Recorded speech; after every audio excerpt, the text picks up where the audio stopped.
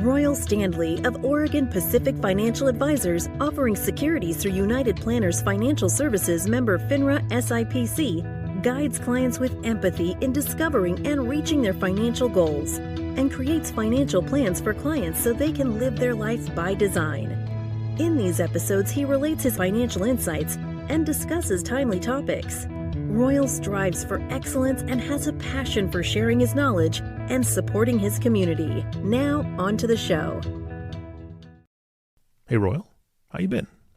I'm good. How are you doing, Eric? I'm fantastic. I'm so excited to get into today's podcast, but you are in a highly regulated industry. Yes, I am. And because of that, sometimes we have a disclosure that needs to be read. So let's do it.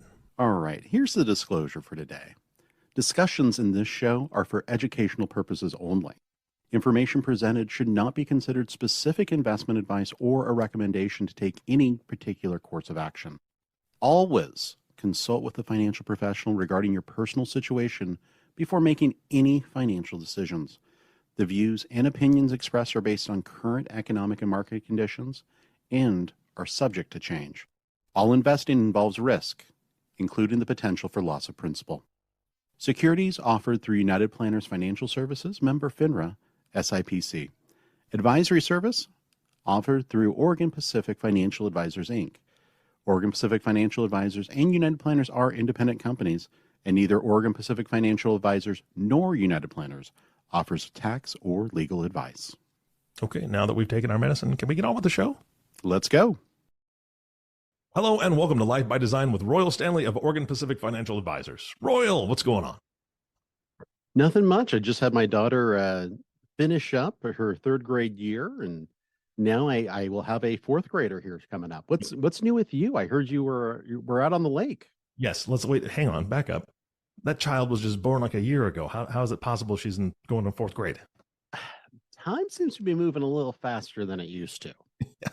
You know, so because she was born in the before times. Oh, yes. And then we had COVID, and then now we're in the after times. So yeah, it's going by way too quick. So she is, a newly minted fourth grader. She's very excited. But yeah, it's scary as a parent as you start doing that math of like, okay, I've got 5 years left until I have a teenager. So I've got about 5 years left to put my stamp on her. That makes before she loses all interest in mom and dad. Yeah. And she is just a being unto herself. Yeah. Yeah. Been through that. Good luck. We appreciate it. Hey, listeners, if you have any advice for Royal, he will take advice through email. Just to let you know. So, and we'll give contact info at the end of the show. Those who have been through this. All right. Yes. You mentioned that I was on the lake. I went on a fishing trip with a friend of mine, and it was the first time I have fished for walleye. And yeah, it was a great trip. And for our listeners, describe what a walleye is. A very large fish that comes from a lake. It's not being in Nebraska, there's no ocean fish around me. So a walleye is, and I wish you could visualize this. Royal, I said I'd send you some pictures. A walleye is this type of fish that you don't put your thumb in their mouth to hold them up, because they have extremely sharp teeth, and a lot of them. I mean, they are a very prehistoric looking fish from the mouth angle. But it was such a good time. The weather was great. It cooperated. It was a bit windy on the lake, but that kind of cools it down anyway. We caught our limit. Then we had a huge fish fry between a couple families, and yeah, it was just a lot of fun. It was a good time to be out on the water. So the walleye community there is going to be remembering when Eric came to town. Oh yes, I mean their legends are being written right now. It's a huge lake. There were a lot of fishermen. I think there was a tournament coming up that weekend, so there was a lot of people with very, very expensive boats zipping around with their sunglasses, looking as cool as possible. And there's a lot of attitude in that fishing community. I don't know, in the pro fisherman community, in the relaxed fisherman community, it's just like, hey, nice boat. That's about it. So a much different vibe. Much different vibe. You're on a nice boat that maybe an average person could afford, and then somebody zips by you with 4 engines on the back, and it's like $250,000 boat to catch fish. I think that's a bit extreme, but if you can do it and get sponsors, go for it. Right? There you go. Which really ties in well with our topic for today. Absolutely, yeah. So why don't you tell them what we're talking about today? We're talking about future proofing your career. So what it sounds like is walleye fishermen is the way to go. But yeah, fishing in general, I would think people have to eat, and fish are tasty. That's right. In That's my right. opinion. Yeah. But seriously, what I thought we would go over today is really looking at the next 20, 30 years and what we're seeing in the nation, in the world. Mhm. New developments are happening right and left. And really, we're hoping to impart some advice on our listeners as they're looking to the future, as they're planning their careers out, or maybe a mid career change. Mhm. What are some of the things that we're seeing? What are the things that we think are going to be important in the next few years? And how best can you prepare from a financial planning standpoint to make sure that you don't lose any momentum as these changes are happening around you in the world? Yeah, absolutely. So I would say, listener, this is a great one to share with anyone who has high school kids or even junior high or middle school, because they've got to start thinking about this stuff now. They don't have to pick that career path, from middle school, but at least give them an idea of some things that they could do and see what they enjoy, and that they can start to take some high school classes and then either college classes or some trade stuff. I mean, there's so many options out there, Royal. Absolutely. All right, where do we start? Because this is a huge topic. Yeah, I think the place that most people are looking at with a little bit of concern, a little bit of hope, is this whole thing called AI, artificial Mm, intelligence, these large language model computers like Chat GPT. That's it. Yep. Chat GPT. Um, and those iterations that are coming out that are really redefining what it means to work in technology. We're seeing this all across a lot of different career paths, a lot of different jobs and industries, where AI is seeping in and changing the way things look there. We Hmm. also have a lot of new technologies, a lot of new automations coming through, and really, I think the face of what the different companies are going to need from their employees is going to change pretty dramatically. One of the best terms I have seen out there, and I'm going to steal this but credit him, Scott Galloway, who's a professor and a podcaster, had a great point. He said, "Your job is not going to be taken by AI, but you could potentially lose your job to someone who understands AI." Hmm. And I think that's a really important designation there because for folks who are looking at the future, it's really a calculation of how does this new technology factor into your plans for the future. So, what I thought we would do is talk a little bit about where we see opportunities in the future for jobs. But before we even get to that, we have to really look at this demographic shift that is happening here in the US and around the world, where right now we have a very, very tight job market because there are not enough people who are working in the workforce right now. Correct. And there's a lot of different theories on that. Some of this is one thing that we hear quite often is, oh, well, the government's still giving out way too much money. And because of that, people don't want to work. Government hasn't given out money for the most part for the last 2 years or so. Yeah. So that's really dried up. We're seeing savings go down. We are just seeing a large amount of people who have retired out of the workforce. In the next 3 years, virtually all baby boomers are going to be out of the workforce. And the boomer generation was so large that we just don't have enough people in Gen X and Gen Y to replace them. We kind of have to wait for all of Gen Z to get older and join the workforce before we really have good replacements for the baby boomers, and that's going to take us probably another 5 to 10 years to really get the vast majority of Gen Z into the workforce. Yeah. So we're at this crisis point where we just don't have enough workers. We've really tried to cut down on immigration, so there's a lot of opportunities here. So as we jump into where do we see opportunities in the workforce? We've got an aging population. They're going to need a lot of healthcare. And healthcare professionals up and down the board, from a CNA, which is an entry level nursing position, all Hmm. the way up to doctors and surgeons. There's a giant need here for more healthcare professionals. So if you're looking at making a decision on where to invest for your career or a mid-career change, healthcare really is and will continue to be one of the top options for folks. There are just some dire consequences that we're seeing across healthcare right now where there's just not enough providers to really fill in all those gaps, especially when you start looking at kind of general practitioner family doctors.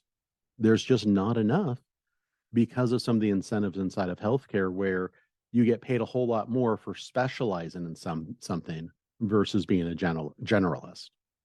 One of the things that goes along with that, Royal, in my opinion, something that I've seen due to a few of the connections that I've got, is construction is also going to increase in that arena because there are going to be more people needing assisted living, independent living care, and then long-term care. And so facilities are going to be important to be built. There's investment opportunities there. I'm not suggesting investments, but you've got companies that are looking at that going, okay, how do we capitalize on this? Where do we build these places where people are going to end up living a lot of times because they just need the assistance as they get older? Like you said, we're living longer, but it doesn't necessarily mean that we're going to be healthy that entire time, right? So for people that maintain those buildings, that's going to be an increase in the job market. People that are building those buildings, same thing. Like I said, the construction, there's all sorts of opportunities there that revolve around an aging population. So that's huge. Yeah, and that's a great point. Talking about construction, talking about the other trades, electrician, plumbers, all of those are really vital professions that we just need more people in. And those are oftentimes really, really good jobs, especially as you kind of move up through apprenticeship, where you're seeing some really good hourly numbers of how much you can make. Yeah. So it's really, huh? I have stats. You ready? Let's hear them. Because the trades for me is something that I think we're losing people in. In fact, I know we are, because in my local area, and then also I'm in Nebraska, I'm in Omaha. In my local area, and some of the folks that I've spoken to in different cities in the country, their apprenticeship programs are lacking, and they're trying their best to recruit. So I've just got some stats as far as some salaries. The average salary for, and we're talking, this is like a 4-year, all these are going to be 4-year, not students, but when they graduate out of a 4-year program, as they're making money the entire time. It's like an apprenticeship program. But when they're a level 4, let's put it that way, level 4 pipe welder, average salary in the U.S. is $71,000. That's not a bad salary. Electrician is even better at $83,789. And this is as of May of 2023. Somebody who's working in HVAC, the median, this is just middle of the road here, $69,500 a year. And then an automotive mechanic level 3 is $61,000 on average in the US. It's nothing to shake a stick at. And those 4 that I brought up, just like you're saying, we need them because every building has HVAC. Every building has electricity. Most of them, at least. They're going to need an electrician. They're going to need technicians that are going to keep that stuff running. Cars are not going to stop running. We've got to have mechanics. And certainly, for the love of God, we need plumbers, okay, and welders, because something's always being built. So I think those salaries are going to go up because there's such a demand for folks. Yeah, absolutely. And we're seeing it across the board. I think we're really reevaluating how we look at post-secondary education, what happens after high school. Yes. I think for too many years, college was the only route to be quote unquote successful. And now we have a whole generations of people who are well educated, but really don't necessarily have a skill that they can fall back on other than a college degree that they can do and perform in the workforce. So we really have an overabundance, let's say, of office workers and not enough people out there working outside with their hands. Yeah. And that imbalance has really increased the wages for those trades. So that's another piece is, a lot of people went to school, got their 4-year degree, and then had some trouble finding out, how much their degree was really worth. And so that's one place where I think there's a ton of opportunity for folks, and especially kids coming out of high school, to really look at those trades, because you can start making money really quick Yeah. in those trades. So thank you for bringing that up. I think that's fantastic. Well, I didn't mean to derail you, because you had started talking about technology and IT and AI, right? Right. Going back to technology in general, I've seen a big increase in the need for cybersecurity as well, because as more and more things are just computerized and AI is making a bigger impact, there's going to be AI that somebody purposes to infiltrate a company. That's just what's going to happen. So the cybersecurity industry is also growing quite a bit, because we've got to protect companies, and so they're going to hire the best of the best to get in there and make sure that their stuff is locked down, so we don't have all these breaches. Absolutely. And we're going to see a lot of new positions and new job positions created here because of AI and all of the things that will draw out. So we think back to, the early 90s, the advent of the internet. Honestly, when, those first websites, it was like, okay, here's a static website where we just put on text. Yeah. It's basically a business card or something like that for a business, and that's it. And now, 20, 25 years into that, we have millions of different jobs and millions of different positions here for folks working in the internet. So we're just at the very nascent stage of AI. So staying on top of those developments, especially if you're interested in tech, is really essential there. And then looking for additional education and training. The other area where we have a vast shortage is in mental health. There's just a giant need for more therapists, psychologists, social workers, counselors, all across the gamut. So that's another area where, if you have an interest or a heart for that type of work, another great opportunity there. So as you're looking at the changing job markets, there's definitely some kind of future thinking you need to put in and say, number one, can this job be automated completely? And I think all of the jobs that we were talking about here are ones where really they're very difficult to automate. There's definitely opportunities for those jobs to be improved and become more efficient with the benefits of AI, but there's probably going to always have to be, a face or a pair of hands behind those jobs to complete them. We're just not at the point where we can automate nurses or doctors, nor will we ever want to. Yeah, exactly.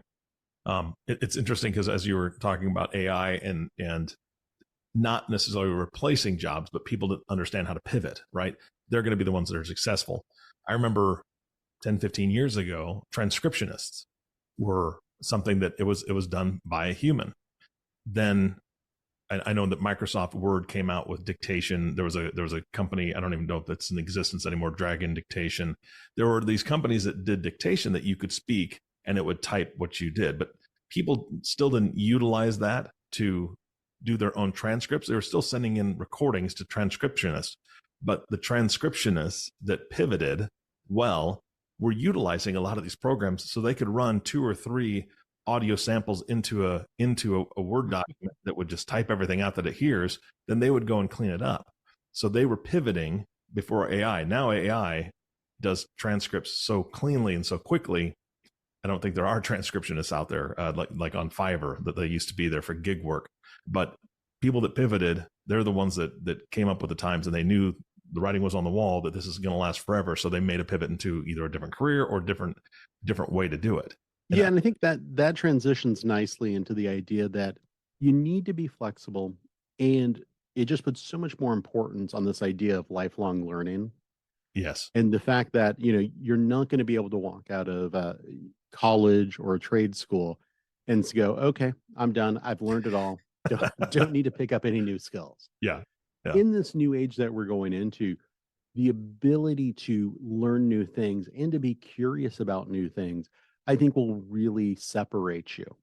The ability to understand what's going on with just, your level of digital literacy, of understanding what all these different tools are and all the different platforms that could affect your position, is just going to be more and more important. And also, the ability to think critically and analyze data it has always been important, but that importance is going to continue growing here because we are going to need people to work with these different systems and analyze these things Mhm. alongside AI to really do their jobs. And I Yeah. think the most important part here is as we're talking about AI and what that means, we always have to remember it all comes back to people. Relationships with people are so important. Hmm. So being able to have those people skills, emotional intelligence, being able to, work with people and be flexible with different personalities because, the beauty of this country is we are always changing. And right now there's a lot of different types of people in the country. And Hmm. your ability to navigate that really determines how much value you have for a company. Or if Correct. you're starting your own business, being able to navigate those things just becomes more and more important. Once again, the importance of being able to communicate effectively, being Yeah. able to write an email or, talk, being able to public speak, all of those things are just so important in this changing environment. Yep. Absolutely. So what I'd like to do is just pivot here and talk about how individuals should be thinking about this from a financial planning standpoint. Because what we're going to see is we're going to see disruption as AI kind of rolls through Hmm. the next, let's say, 5 to 10 years. We are going to see job losses. We are going to see job shifts. So, what can you do to set yourself up to make sure that you and your family are protected? As we're going through this environment of change. Now, I think the first thing we need to do is not approach this from a standpoint of fear, but rather to look at it as from a standpoint of opportunity. And what I'm telling folks is it's never been more important to start looking at the fundamentals of managing money here because having a 6 month safety net that's in the bank, that's hopefully earning some interest now that higher interest rates are with us, Hmm. is more important than ever because we will probably see job losses happen throughout the industries, especially if we go into a recession.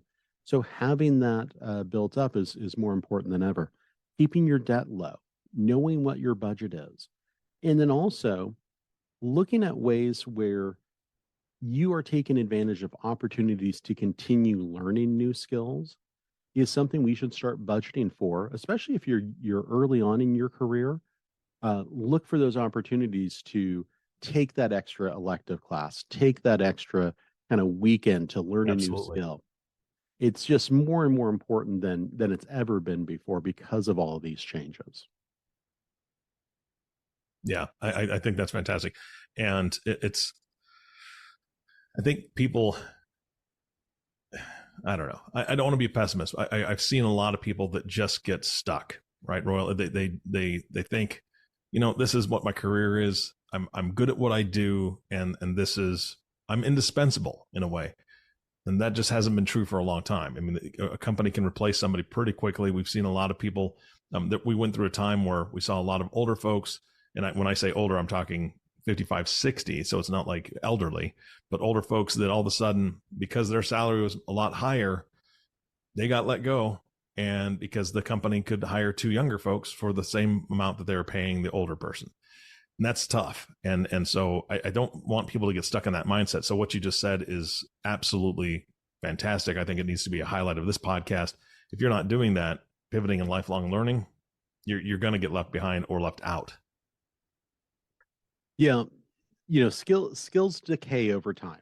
So if you're not putting in the work to get better, on a regular basis, Mm-hmm. those skills become less and less valuable over time. Yeah. So that lifelong learning piece, just we're going to keep hitting on this because if you are concerned about your career and what this looks like, that's just such an essential piece of what can you do to become more valuable in the job market or in your company. Yeah. I would just add this, Royal, just because it's top of mind for me now. I suggest people be curious, right? I think that would be something. Get a tattoo of it. That's my advice, not Royal's, but get a tattoo somewhere you can see it. Be curious. Keep that mindset whenever you go into work. when you're curious, you ask questions. When you ask questions, you learn more, you get answers. Be curious about what else is going on within your company. Be curious about other people's roles so that you know that you can be a valuable asset for them as well, even if they're not in the same position as you. I think that when people are curious and they constantly remind themselves to be curious and they don't just stay in their corner or their cubicle or their office and just plug away, that gives them more opportunities. Yeah, absolutely. That's great advice. I don't know about the tattoo part, but Yeah, you get a sign for your office, there you something go. like Okay, fine. We can, yeah, we'll negotiate that down. perfect. And I think the other important part of this, as you're looking at protecting yourself, is don't forget about the importance of relationships with other people. Absolutely.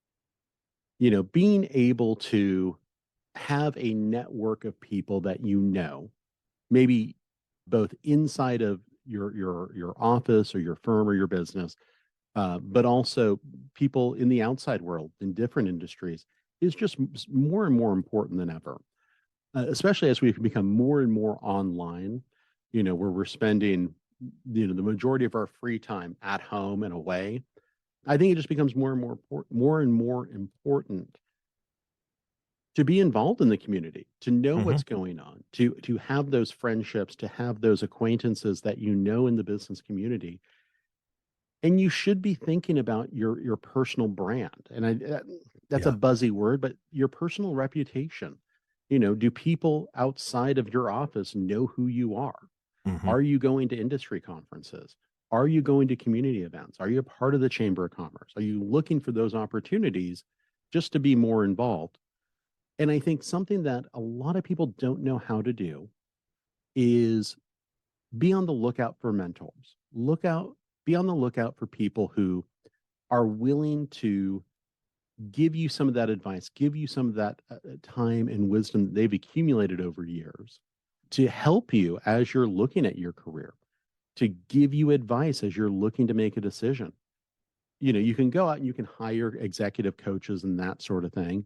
Those can be really expensive, but honestly, sometimes it's as simple as just, finding somebody in your life, whether it's a boss, whether it's somebody that you respect, maybe somebody you go to church with or know from the community, and just saying, hey, can we sit down for 50 minutes? And I just want to talk through this decision with you.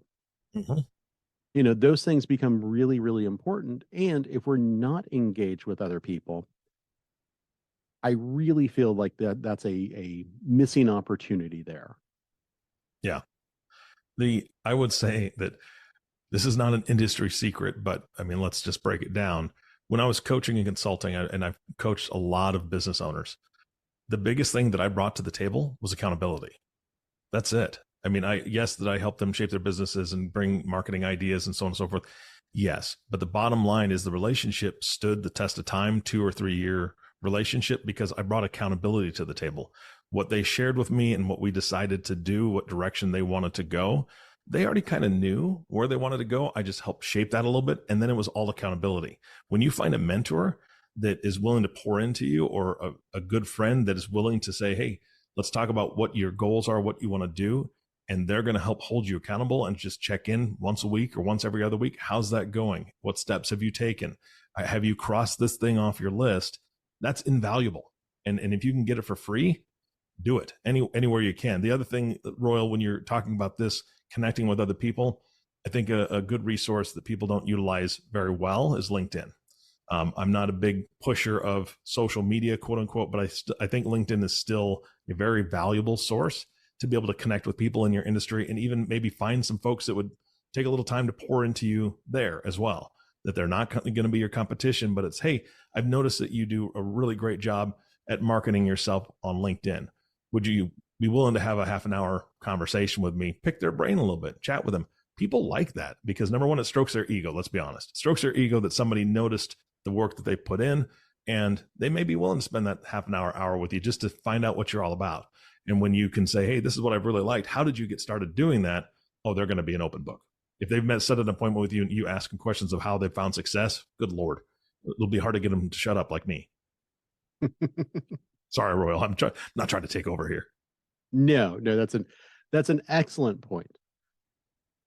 I feel like we've been talking here for a while now, and I'm almost thinking the next point I wanted to make was just talking about negotiation skills. Mm, As you're talking with your boss, how to ask for a raise, how to look at all that.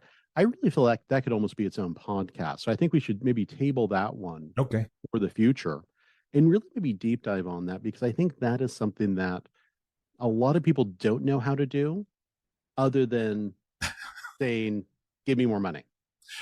This is going to be all you on that podcast because I'm terrible at it. I don't know how to do it. So I'm looking forward to it. Yeah. Yeah. I think that would be great. And I think it would be valuable. All right. So the other thing, and we'll wrap up with this idea here, is how do you plan for retirement amidst all these career changes? Mhm. And that is really where a relationship with a financial planner is really essential in this new day and age. There are so many opportunities that you can miss by not signing up for the 401k plan early, not knowing what all the benefits are that your company offers, how best to manage things as you and your family are changing careers and moving from place to place. Mm-hmm. That's where a good relationship with a financial advisor that brings accountability, your buzzword for the day, Mm-hmm. Mm-hmm. back to that relationship is so important, because it is hard to make career changes. It is stressful. Yeah. And when things are stressful like that, you kind of put financial planning and financial best practices on the back burner. Everybody does it. So that's where we really recommend that as you're looking to future proof your career, find a financial planner that you can work with who is going to be able to devote the time to you to answer those questions as you have opportunities come up in your life, so that you can navigate them and that you don't leave anything on the table, Yeah.